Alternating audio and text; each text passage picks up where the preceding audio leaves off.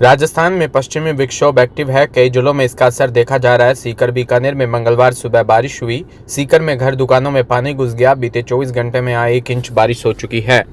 इधर मौसम विभाग ने आज 31 जिलों में बारिश का अलर्ट जारी किया है। इनमें 21 जिलों में ऑरेंज और 10 में येलो अलर्ट है। 4, 5 और 6 जून को भी बारिश का अलर्ट जारी किया है। इससे पहले सोमवार देर रात जयपुर में बारिश हुई। इससे लोगों को गर्मी से राहत मिली। मंगलवार सुबह बादल छाए। आज भी बारिश का अलर्ट है। सीकर में पिछले 24 घंटे के दौरान सबसे ज्यादा बारिश सीकर में 28, लक्ष्मणगढ़ में 4, रींगस में 1, लोसल में 17, नीमका थाना में 6, खंडेला में 10, पाटन में 10, धौद में 2 और श्री माधोपुर में 4 मिलीमीटर बारिश दर्ज की। बीकानेर में देर रात से मंगलवार अल सुबह तक बारिश का दौर जारी है। रात भर तक रुक रुक कर बारिश हो रही है। लुंडकनसर कस्बे के आसपास के गांवों में भी तेज बारिश हुई है।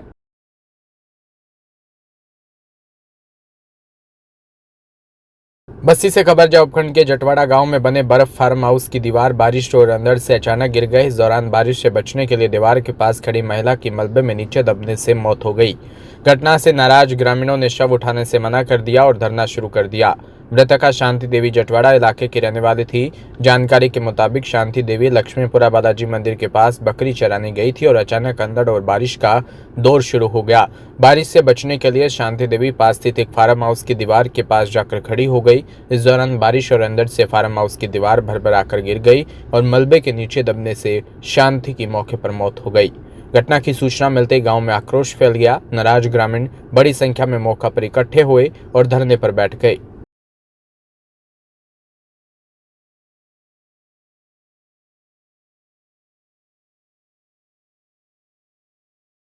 भीलवाड़ा के आसीन थाना क्षेत्र के नुवालिया गांव में अचानक एक लेपर्ड ने आतंक मचा दिया।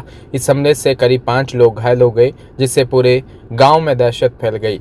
बालक राजवीर भील सहित ग्रामीणों पर हुए इस हमले ने सभी को सहमित कर दिया है। हालांकि वन विभाग की तत्परता और ग्रामीण की सूझबूझ से लेपर्ड को सुरक्षित रेस्क्यू कर लिया गया। लेपर्ड ने सबसे पहले 12 वर्षीय राजवीर भील को निशाना बनाया, जो बकरियां चरवा रहा था। उसके बाद राजवीर के पिता और अन्य ग्रामीणों पर भी हमला किया। चीख पुकार सुनकर आसपास के लोग मौके पर पहुंच गए, लेकिन लेपर्ड का आतंक जारी रहा। लेपर्ड की गतिविधि की सूचना मिलते भीलवाड़ा वन विभाग की टीम अलर्ट हो गई और राजसमंद से विशेष टीम भी बुलाई। वन विभाग और ग्रामीणों की समझदारी से लेपर्ड को एक घर के बाथरूम में बंद कर सुरक्षित रेस्क्यू कर लिया गया।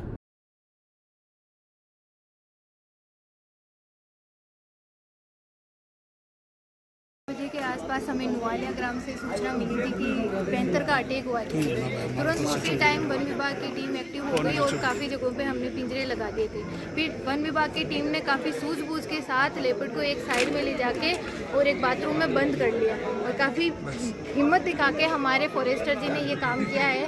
उसके बाद में हमने तुरंत प्रभाव से उच्च अधिकारियों के निर्देशानुसार उदयपुर से वाइल्ड लाइफ टीम को, ट्रैंकुलाइज टीम को बुलाया था और उन्होंने अपने काफ़ी मेहनत और हिम्मत सूझबूझ के साथ उसको ट्रैंकुलाइज कर लिया गया है।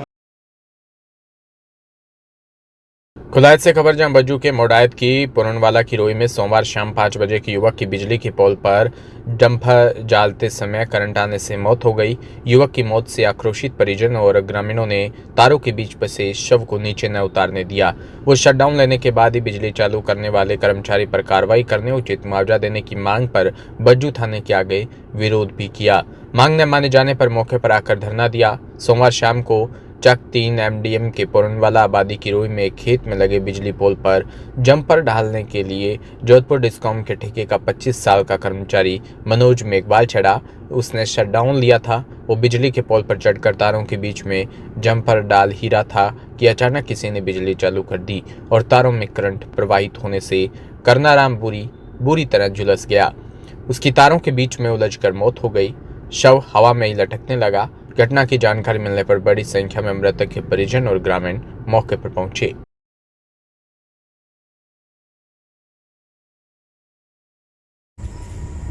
देखिए, आज ये बज्जू उपखंड के लिए बहुत बड़ी दुखद घटना है, क्योंकि बज्जू उपखंड मुख्यालय के मोडायत ग्राम पंचायत के चक 3 MDM पुरनवाला बेरा के अंदर एक मेघवाल समुदाय के मनोज कुमार, जो लाइट विभाग के अंदर सुविधा कर्मी के तहत एक काम करता था।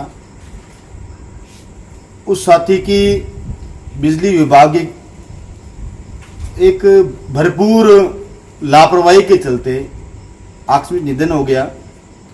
ये निधन करीब लक्ष्मण जी 5 बजे पौने 5 बजे के आसपास हुआ और बहुत बड़ी निंदनीय बात है कि प्रशासन वहां मौके पर नहीं पहुंचा।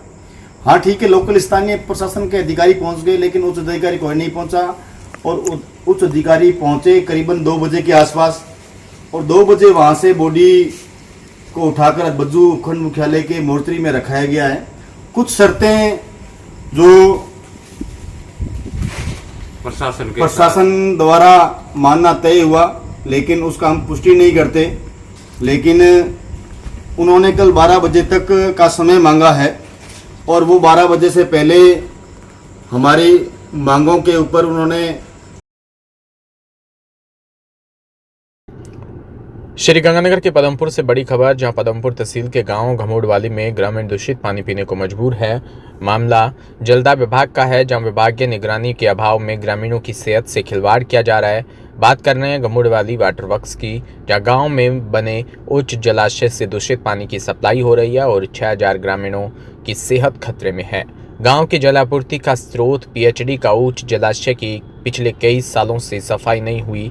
टंकी की अंतिम सफाई जुलाई 2022 में हुई थी, यानी बीते 3 साल में कोई देखभाल नहीं हुई। टंकी की सुरक्षा जाली टूटी हुई है, जिससे पक्षी इसमें गिरकर मर रहे हैं। ये टंकी अब संक्रमण का केंद्र बन चुकी है।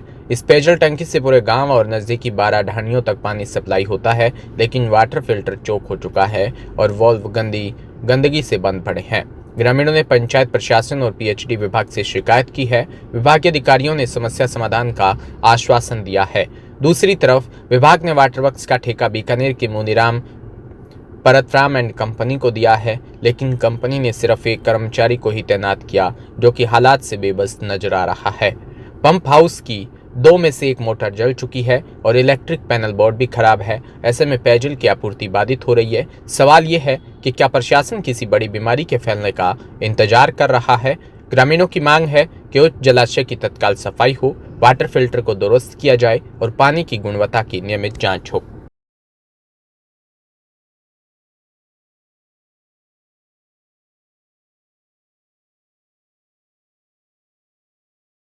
तो ये घमुड़वाली वाटर्स में अपन खड़े हैं। यहाँ पानी आया तो पानी नहर की सफाई भी पूरी तरीके से नहीं हुई थी और पीछे पंजाब में भी बड़ा गंदा और जहरीला पानी नहरों में गिर रहा है। तो वो सारा पानी फ्लो के माध्यम से आ गया, गाँवों में आ गया और गाँवों में नहर के माध्यम से वाटर्स में आ गया। तो ये गंदा पानी हम सब लोग पी रहे हैं और गंदा पानी भी पूरा नहीं पहुँच रहा वाटर्स में। वाटर परिसर में हम लोग खड़े हैं, यहाँ भी गंदगी फैली हुई है। हमने संबंधित ठेकेदार से, संबंधित हमारे जो जयन है लोकल, उनसे बात की है तो उन्होंने आश्वासन हमें दिया है कि 2-4 दिनों में सारी व्यवस्था सुधार ली जाएगी। पीएचडी विभाग है, पब्लिक हेल्थ डिपार्टमेंट है, उससे भी हमारी रिक्वेस्ट है कि वो समय समय पर वाटर्स पर जाके वाटर्सों का दौरा करे, इनकी समस्याओं को देखे और इनका समाधान करे। हमने पहले भी रिक्वेस्ट की थी, एमएलए साहब ने भी रिक्वेस्ट की थी कि जो अपनी जो गर्मी आ रही है इससे पहले सारे वाटर्सों को चेक किया जाए, जो भी इनकी समस्या है उनको दूर किया जाए, लेकिन प्रशासन ने कोई ध्यान नहीं दिया। अब एक बार और रिक्वेस्ट है कि प्रशासन विजिट करे, जेईएन विजिट करे, एईएन विजिट करे और समस्याओं का समाधान करे।